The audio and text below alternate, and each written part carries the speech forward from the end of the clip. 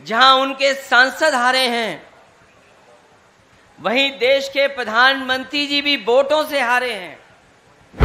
वो जीते जरूर हैं, लेकिन वोटों से वो भी हारे हैं। कई ऐसी संस्थाएं हैं जो जानबूझ करके पॉलिटिकल लोगों को बदनाम करने के लिए, उनको अपमानित करने के लिए, झूठे मुकदमे लगाने के लिए हैं। अगर जब कभी भी संस्था हम लोग सत्ता में आएंगे, ऐसी संस्थाओं को हमेशा हमेशा के लिए खत्म कर देंगे।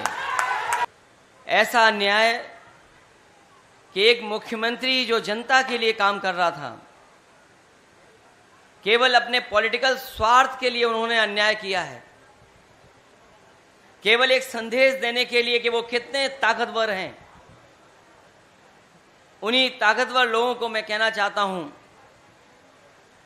कि लोकतंत्र में सबसे बड़ी ताकत अगर किसी के पास है, वो जनता के पास है। जनता ही सर्वोपरि है। हाल में जो चुनाव हुए हैं, ये अलग बात है कि जो लोग कहते थे 400 पार, उन लोगों को जनता ने बहुमत नहीं दिया। और जिस प्रदेश से हम लोग आते हैं, उत्तर प्रदेश में, जहां वो दावा करते थे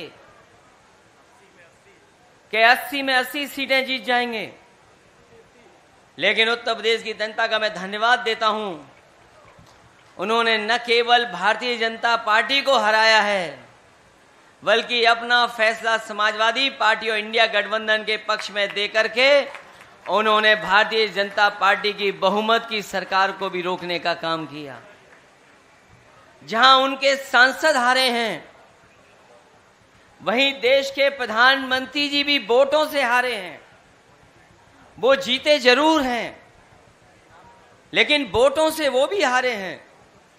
कहां 5 लाख के लगभग वोट से जीतने वाले थे, या वो लोग दावा कर रहे थे कि 10 लाख वोट से जीतेंगे, लेकिन प्रशासन अगर गिनती इधर उधर वाली जोड़ करके ना करता तो शायद वो भी 1.5 लाख से नीचे की जीत होती, उनकी उतनी भी जीत नहीं होती। कम से कम ये संदेश तो बीजेपी को समझना चाहिए कि जनता उनके खिलाफ है। और हमें खुशी इस बात की है, आप पार्टी के कार्यकर्ता, नेता, अगर उनके नेता जेल भी चले गए हों, लेकिन आप पार्टी के नेताओं के और कार्यकर्ताओं का मनोबल नीचे नहीं हुआ है। मैं उन्हें बधाई देता हूं। वो यहां हमारे साथ नहीं है, अरविंद केजरीवाल जी, उनकी पत्नी मंच पर हैं, लेकिन एक एक कार्यकर्ता उनके साथ जुड़ा हुआ आज भी उनके साथ खड़ा होकर के उनके रिहाई के लिए लड़ाई लड़ रहा है। जहां ये सरकार एक मुख्यमंत्री को जेल भेज चुकी है, यहां हमारे साथी बैठे हैं, इन्होंने ऐसा अन्याय देखा है शायद लोकतंत्र में किसी ने भी अन्याय नहीं देखा होगा। और राजनीति में हो सकता है हमारी आपकी विचारधारा में हम कुछ स्वीकार करते हो, आप कुछ स्वीकार करते हो, लेकिन कभी ऐसा नहीं हुआ होगा कि पूरे के पूरे परिवार के साथ अन्याय हो जाए। केवल आदरणीय मोहम्मद आजम खान साहब को नहीं जेल भेजा, उनके परिवार के लोगों को भी, उनके तमाम सहयोगी साथियों को भी।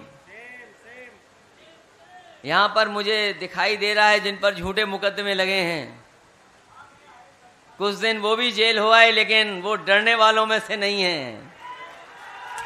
इसलिए ना आप पार्टी का कार्यकर्ता डर रहा है, ना हमारे ये समाजवादी लोग डर रहे हैं। अगर हमारा रास्ता लड़ने का ही है, संघर्ष का ही है, तो हम लोग लड़ने और संघर्ष करने का रास्ता स्वीकार करते हैं।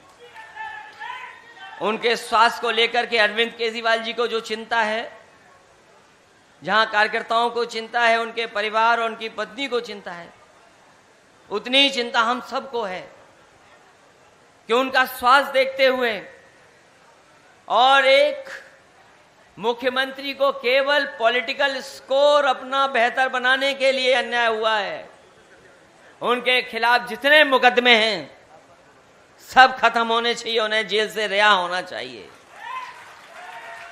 हालांकि एक बात मैंने चुनाव से पहले कह दी थी कि कई ऐसी संस्थाएं हैं दिल्ली के पास जो पॉलिटिकल लोगों को समय समय पर परेशान करती हैं। वो संस्थाएं उन्हें न्याय नहीं देने देती हैं।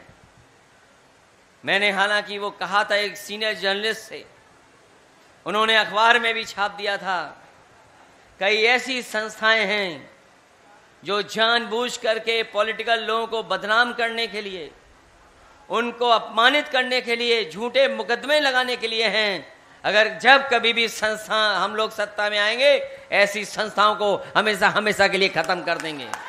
हमसे जुड़े रहने के लिए हमारे YouTube चैनल को सब्सक्राइब करें और नई वीडियो की नोटिफिकेशन के लिए बेल आइकॉन को दबाएं।